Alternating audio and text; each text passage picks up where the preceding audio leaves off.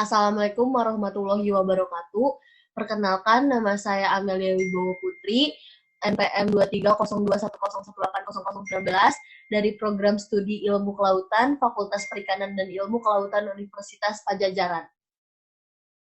Dan saya Fahira Angginavianti dengan NPM 230210180005 dari Program Studi Ilmu Kelautan, Fakultas Perikanan dan Ilmu Kelautan Universitas Padjadjaran.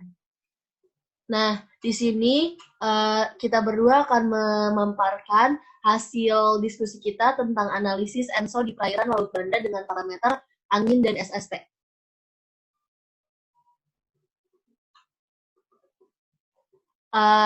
Di sini ada outline yang akan kita bahas, yaitu latar belakang, metode, visualisasi, analisis dan pembahasan, dan yang terakhir kesimpulan. Latar belakang. Laut Banda merupakan kawasan perairan Indonesia Timur yang termasuk ke dalam perairan Samudra Pasifik Barat dan berbatasan dengan Samudra Hindia. Perairan Laut Banda berbentuk cekungan atau basin yang memisahkan paparan Sunda di bagian barat dan paparan Sahul di bagian timur. Topografi dasar laut sangat kompleks dengan bentuk cekungan di bagian barat dan bentuk palung di bagian timur. Bentuk topografi yang kompleks ini turut menentukan dalam mengendalikan pertukaran massa air.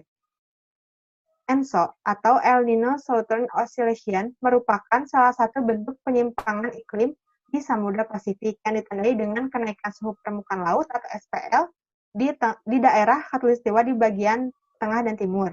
Fenomena tersebut memainkan peranan penting terhadap variasi iklim tahunan. Variasi yang dimaksud diantaranya angin dan suhu permukaan laut di wilayah tropis belahan timur Samudra Pasifik. ENSO berpengaruh terhadap cuaca di sebagian besar wilayah tropis dan subtropis bumi. Nah, di sini ada metode. Untuk data pengambilan kita ada di Laut Banda, terus data yang kita ambil dari NOAA Oceanography Data, terus datanya kita olah pada software IDV, resolusi spasialnya SST 1,0 degree latitude, X 1,0 degree longitude global grid. Yang WIN-nya 2,5 degree latitude kali 2,5 degree longitude global grid. Nah, resolusi temporalnya kita pakai 12 bulan dari Januari sampai Desember 2015. Nah, di sini kita menggunakan parameter angin dan suhu, di mana angin adalah udara yang bergerak atau berpindah dari daerah yang bertekanan tinggi ke daerah yang bertekanan lebih rendah, atau dari daerah yang memiliki suhu atau temperatur rendah ke wilayah bersuhu tinggi. Perbedaan suhu di atmosfer menyebabkan perbedaan tekanan udara, dan mengakibatkan udara terus-menerus mengalir dari tekanan tinggi ke tekanan rendah. Bila terjadi perbedaan di antara pusat tekanan atau yakni suhu atmosfer terlalu tinggi, arus udara atau yakni angin menjadi sangat kuat. Dan suhu adalah besaran yang menyatakan derajat panas dingin suatu benda. Namun, suhu di laut biasa disebut dengan suhu permukaan laut atau sea surface temperature, yaitu suhu air yang berada di permukaan laut diukur pada kedalaman 1 mm sampai dengan 20 meter. Nah, di sini ada visualisasi menggunakan software IDV, yaitu angin dari Januari hingga Februari, terus Maret April, Mei Juni, Juli Agustus, September Oktober, November Desember. Nah, di mana di bulan Desember, Januari, dan Februari itu kecepatan anginnya rendah, dan Juli, Juni, Agustus kecepatan anginnya meningkat. Yang selanjutnya yaitu visualisasi suhu. Nah, pada visualisasi suhu, di sini ada bulan Januari sampai Februari, lanjut ada Maret sama April, lanjut lagi Mei sama Juni, lanjut Juli dan Agustus, September dan Oktober, November dan Desember. Nah, di sini kita bisa lihat pada bulan Desember, Januari, Februari itu terjadi fenomena suhunya memanas atau naiknya suhu permukaan laut. Jadi terjadinya El Nino, dan pada bulan Juni, Juli, Agustus suhu permukaan lautnya sedang rendah, jadi terjadinya La Nina.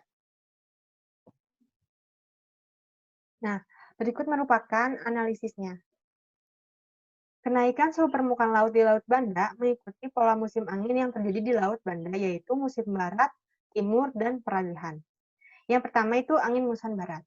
Pada visualisasi periode bertiupnya angin muson barat secara lokal disebut sebagai musim barat, yaitu dari Desember sampai Februari. Terjadi penurunan massa air yang berlebih atau disebut dengan downwelling akibat masuknya air dari Laut Jawa dan Flores dan sedikitnya massa air yang mengalir ke Samudra Pasifik.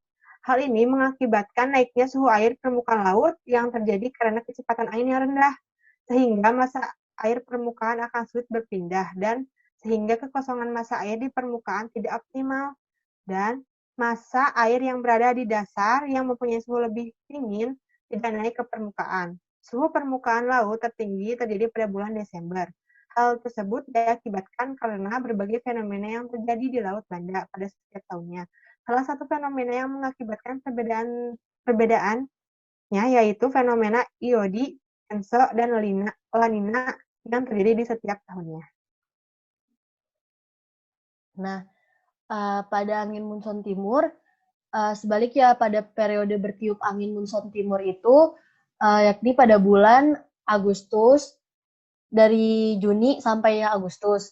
Nilai sebaran kecepatan angin pada musim timur merupakan nilai puncak tertinggi dari musim-musim lainnya dan terjadi penurunan suhu permukaan laut. Hal ini terjadi karena pergerakan massa air yang dominan ke arah Laut Flores dan Laut Jawa. Sementara air yang masuk dari Samudra Pasifik tidak mencukupi. Akibatnya, air dari lapisan bawah Laut Banda akan bergerak ke atas atau dikenal dengan proses pengangkatan massa air, yaitu upwelling. Sirkulasi ini terkait langsung dengan sirkulasi massa air dunia atau Ocean Conveyor Belt. Proses pengangkatan massa air yang terjadi di Laut Banda pada musim timur akibat kekosongan massa air pada lapisan paras mengakibatkan penurunan suhu, naiknya salinitas, dan pengangkatan unsur hara. Pada musim peralihan 1, yaitu Maret, April, Mei, ditandai dengan suhu permukaan laut yang mengalami penurunan dan kecepatan angin yang bertambah, seiring dengan masuknya musim timur, di mana terjadinya fenomena upwelling. Selanjutnya, angin peralihan 2. Pada musim peralihan 2, yaitu September, Oktober, November, kecepatan angin cenderung menurun. Yang selanjutnya, yaitu pembahasan mengenai ENSO di Laut Banda. ENSO merupakan pola berulang dari variabilitas iklim di bagian timur Samudra Pasifik yang ditandai dengan anomali temperatur permukaan laut atau penghangatan permukaan laut menggambarkan kejadian El Nino, sedangkan pendinginan permukaan laut menggambarkan kejadian La Nina, dan anomali sea level pressure atau Southern Oscillation. Fenomena Super El Nino terjadi pada tahun 2015, menyebabkan beberapa daerah di Indonesia mengalami kekeringan. Hal ini berdampak terjadinya perubahan pola iklim secara global. Salah satunya adalah penurunan curah hujan di wilayah Indonesia, khususnya yaitu Laut Banda. Nah, El Nino, dari analisis pada visualisasi di atas, fenomena El Nino itu terjadi pada musim angin timur, di mana suhu permukaan laut dan angin didapatkan terjadi fenomena upwelling di Laut Banda.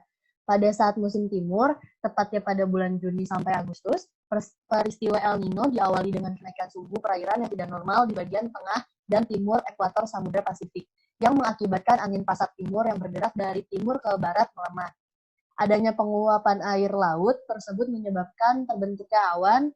Tekanan udara di bagian barat Samudra Pasifik mengalami peningkatan sehingga pertumbuhan awan di lautan timur Indonesia menjadi terhambat.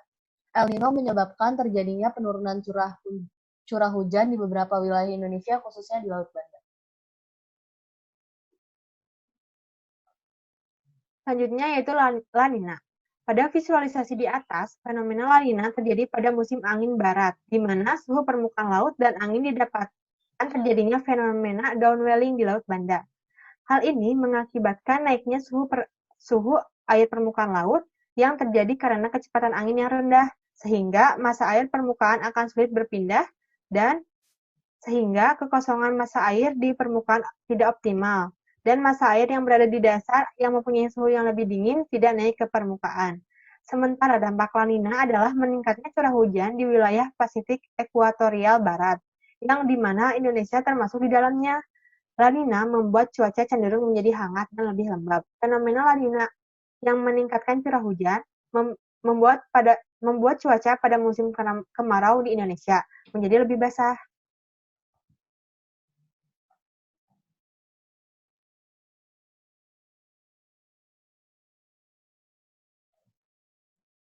Misalnya, pada pergerakan suhu permukaan laut di Laut Banda mengikuti pola musim angin yang terjadi di laut tersebut, yaitu musim barat, timur, serta peralihan, dan di dalamnya terdapat salah satu fenomena yang disebut ENSO.